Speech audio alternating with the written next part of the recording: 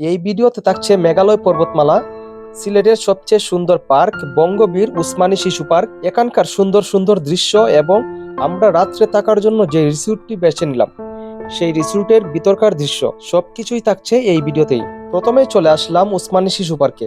এখানে আসার পরেই দেখলাম অনেকেই খেলাধুলা করছে। এখানে খেলাধুলা করার জন্য অনেক কিছুই রয়েছে। এটা মূলত শিশু পার্ক হলেও এখানকার সব সুযোগ সুবিধাই বড়রাও পেয়ে থাকেন। এখানে আসার পর যে দৃশ্যটি দেখতে পেলাম, অনেকগুলো স্ট্যাচু করা রয়েছে এবং প্যারেন্টস যারা আছেন তারা তাদের নিজের বাচ্চাকে নিয়ে এই যে খেলাধুলার জন্য যে জায়গাটি, তারা সেখানে বাচ্চাদেরকে নিয়েই মূলত এটাতে চড়তে পারছেন। বিশাল আয়তাকার এই পার্কটিতে অনেক ধরনের সুযোগ সুবিধা রয়েছে। এখানে যারাই ঢুকবেন ভিতরে খাবার দাবার পেয়ে যাবেন। নর্মালি খাবার দাবারের জন্য সবকিছুই মূলত এখানেই পাওয়া যায়। ক্যামেরাতে ধারণ করা এই উঁচু প্রাচীরটি হলো এখানকার মেইন ফটক। মূলত এই গেট দিয়েই ভিতরে ঢোকা লাগে। এখানে প্রবেশের জন্য প্রতিজনের টিকিট মূল্য প্রায় 40 টাকা। সাথে যদি বাচ্চা থাকে, তাহলে যদি 2 বছরের কম থাকে, এই ক্ষেত্রে বাচ্চার জন্য কোনো এক্সট্রা টিকিট কাটার প্রয়োজন নেই। এখানে প্রতিদিনই ভিড় করেন অনেক মানুষ। তবে এখানে প্রত্যেকটা খেলাধুলা করার জন্য আলাদা আলাদা টিকিটের ব্যবস্থা রয়েছে। প্রতিটি টিকিট মূল্য প্রায় 30 টাকা। এখানে একটি নাগরদোলা দেখতে পাচ্ছি। এই নাগরদোলাটি প্রায় 100 ফিট উঁচু। যদি কোনো দুর্বল চিত্তের মানুষ এটাতে উঠে থাকেন, তাহলে তার মাথা ঘুরে যাবে। আমিও একটু উপরে উঠে পড়লাম, যেখানে পায়ে পেটেল দিয়ে সামনে এগিয়ে যাওয়া লাগে। এখানে উঠে এখানকার দৃশ্যটা উপভোগ করার চেষ্টা করলাম। নিচে অনেকজন মানুষ হাঁটছেন। এরপর যে রেল লাইন, ট্রেন এখানে চলছে। এই ট্রেন মূলত এই ডিজেল ইঞ্জিনের তৈরি। এরপর পানির মধ্যে রয়েছে হাঁসের ঘূর্ণন স্থান, এটাও নাগরদোলা। এটা মূলত পানিতে চলে। বাচ্চারা এবং বড়রা যে কেউ এটাতে উঠতে পারে। এই দৃশ্যটিও অনেকটাই সুন্দর। কারো বাচ্চা যদি বেশি চঞ্চল হয়ে থাকে, তাহলে তাকে এখানে নিয়ে আসলে সে সারাদিন এখানে খেলাধুলো করতে পারবে। এখানে অনেকক্ষণ ঘোরাঘুরি করার পর উঠে পড়লাম ট্রেনে। মাত্র 30 টাকা টিকিট দিয়ে ট্রেনে উঠে পড়লাম। ট্রেন থেকে দেখতে পেলাম অনেক মানুষজন আবার দাঁড়িয়ে আছেন, কেউ কেউ ভিডিও করছেন। এবার দেখবো আসলে ভিতর দিকে যাওয়ার সময় এখানে কি রয়েছে। এখানে দেখতে পাচ্ছি সুন্দরবনের রয়্যাল বেঙ্গল টাইগার বসে আছে এবং একটি গাধা দাঁড়িয়ে আছে। গাধার একটু বয়ও নেই। এরপর ভিতর দিকে যাওয়ার সময় এই যে দেয়াল দেখতে পাচ্ছি, দেয়ালের পাশে ওই যে আরেকটি প্রাণী পড়ে আছে। আর এখন যে ইঞ্জিনটি দেখতে পাচ্ছেন, ট্রেন ইঞ্জিন, এটা মূলত কয়লায় চালিত ইঞ্জিন। এই পার্কটি যখন প্রতিষ্ঠা করা হয়েছিল তখন শুরু থেকেই এই ইঞ্জিনটি রয়েছিল। পরে যখন ডিজেল ইঞ্জিন আসে তখন এই কয়লা চালিত ইঞ্জিন অফ করে দেওয়া হয়। এটা হচ্ছে বাবল গেম। এখানে মূলত বাচ্চারা সব সময় খেলাধুলা করতে পারে, বড়দের জন্য নট এলাও, কারণ এই বলগুলি অনেকটাই হালকা। এটা শুধুমাত্র বাচ্চাদের জন্যই। এরপরে দেখতে পাচ্ছি আরেকটি নাগরদোলা। এই নাগরদোলাটি অনেকটাই সুন্দর। ঘোড়ার মধ্যে বসে আছে বাচ্চারা, আর প্যারেন্টস যারা আছেন তারা বাচ্চাদেরকে ধরে নিয়ে যাচ্ছেন, কারণ অনেক সময় এরা পড়ে যেতে পারে। এরপর এটা হচ্ছে রেসিং কার। রেসিং কারের সুযোগ সুবিধাটা মূলত সবাই পেয়ে থাকেন, বড় এবং ছোটরা সবাই এই গেমটি খেলতে পারেন। এখানে প্রায় প্রতিটা প্রাণীরই স্ট্যাচু করা রয়েছে। সিংহ, জিরাফ, জেব্রা, ভালুক, এরপর রয়্যাল বেঙ্গল টাইগার, যে কোনো ধরনের পাখি সবকিছু এখানে রয়েছে। এটা হচ্ছে স্লিপিং। এই যে দেখতে পাচ্ছি একটি বাচ্চা স্লিপিং করে আসলো, সে অনেকটাই দূরে এসে ছিটকে পড়েছে। এটা হচ্ছে আরেকটি নাগরদোলা। এখানে মূলত খেলনার ইজি বাইকগুলো সাজিয়ে রাখা হয়েছে। এটা প্রচন্ড স্পিডে ঘুরছে।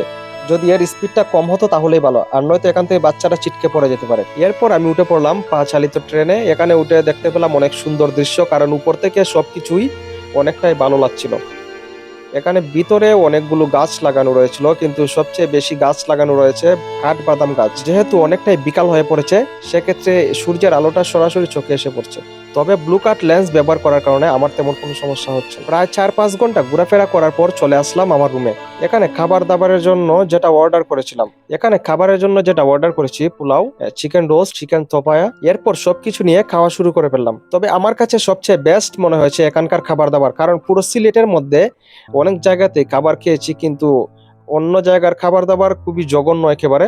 তবে আমি যে যে রিসোর্টটিতে উঠেছি, এখানে মূলত খাবার দাবার সবকিছুই পাওয়া যায়, চাইনিজ আইটেম থেকে শুরু করে সবকিছুই। এটার ভিতরের খাবার খুবই কম দামের মধ্যে সবচেয়ে ভালো। এক কথায় বলতে গেলে অসাধারণ। আপনি যদি সিলেটে কখনো আসেন, তাহলে সরাসরি হোটেলে না গিয়ে একটি রিসোর্ট বেছে নেবেন। এখানে ভাড়াটা একটু বেশি হলেও মূলত এখানের খাবার দাবার মোটামুটি ভালোই পাবেন। এখানকার পরিবেশটাও অনেকটাই সুন্দর, আপনার অগোছালো মনকে স্বস্তি দিবে নিমিষে। পরে রাতের খাবার শেষ করে একটু ঘুমানোর চেষ্টা করলাম, কারণ সকালে যেতে হবে দরগায়। সকালে চলে আসলাম হযরত শাহজালাল রহমাতুল্লাহ আলাইহি এর দরগায়। এখানে আসার পরে দেখতে পেলাম সেই জালালি কবুতর। এখানে জালালি কবুতরের পাশাপাশি রয়েছে গিরিবাজ, আমাদের দেশি কবুতর এবং লালচিলা কবুতর। মূলত শতাব্দীর পর শতাব্দী ধরে চলতে থাকা এই জালালি কবুতর আর এখানে সীমাবদ্ধ নেই। অন্য জায়গা থেকে কিছু কবুতর উড়ে এসেছিল এবং ক্রস ব্রিডিং এর মাধ্যমে এখানে সবগুলোই ছড়িয়ে পড়েছে।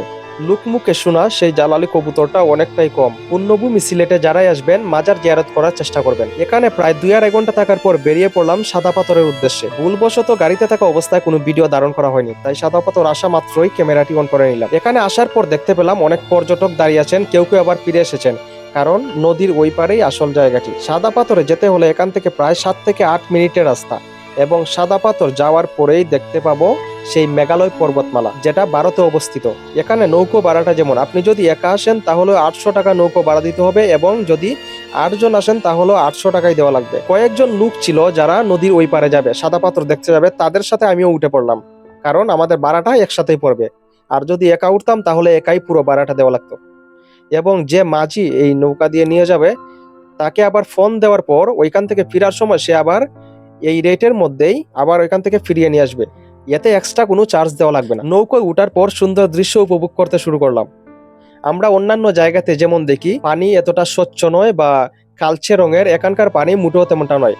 এখানকার পানি অনেকটাই নীল আর সুন্দর। অনেকে বলেছেন যে এই পানি সরাসরি পান করা যায়। এখানে এত মানুষজন আসেন যে সকাল থেকে 70-80টি নৌকো একেবারে বিকাল পর্যন্ত যাওয়া আসা করে। সামনেই দেখতে পাচ্ছি আমরা মেঘালয় পর্বতমালা, খুবই সুন্দর দৃশ্য। এখানে আসলে যে কারোরই মন ভালো হয়ে যাবে নিমিষে। নদীতে প্রচুর ঢেউ, এখানে যদি কোনোভাবে কেউ পড়ে যায় তাহলে আর বেঁচে ফেরার রাস্তা নেই, কারণ এই ঢেউয়ের স্রোত নিয়ে যাবে অনেকটাই দূরে। তাই এখানে আসলে আনন্দ উপভোগ করতে গিয়ে নিজের সেফটির কথা কখনোই ভুলে যাবেন না। নদীর এই ঢেউগুলো যেন মন ছুঁয়ে যায়। কেউ যদি এই নদীতে পড়ে যায় তাহলে সে সাহায্যের জন্য কাউকেই পাবে না, কারণ নৌকোগুলো এতটা স্পিডে চলে যে ওই নৌকোটি এখানে আর থামাতেও পারবে না। তাই এখানে আসলে খুবই সাবধানে চলাফেরা করবেন।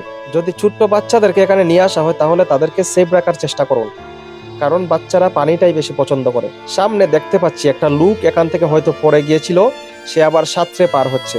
এটা নেহাতি বুকামি। আমরা এখানে প্রায় চলে এসেছি, আর মিনিট খানেকের মতো সময় লাগবে। এখানে পৌঁছানোর পর দেখতে পেলাম একটি লোক আবার ঘোড়ায় চড়ে যাচ্ছে।